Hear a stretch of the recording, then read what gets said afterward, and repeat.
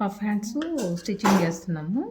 ఇవి వచ్చేసేసి first 2 inches margin extra తీసుకోవాలి. మార్జిన్ దగ్గర నుంచి మన ఆర్మోల్ ఎంత ఉందో కొలుసుకోవాలి. ఫస్ట్ ఆర్మోల్ వచ్చేసేసి 6.5 ఉంది. 6.5కి దగ్గర ఒక మార్కింగ్ చేసుకోండి. సేమ్ ఇట్ సైడ్ కూడా ఒక మార్కింగ్ చేసుకొని తర్వాత ఫ్రిల్స్ పెట్టుకోవాలి.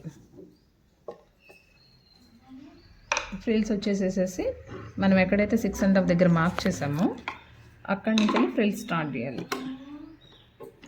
చిన్న చిన్నవి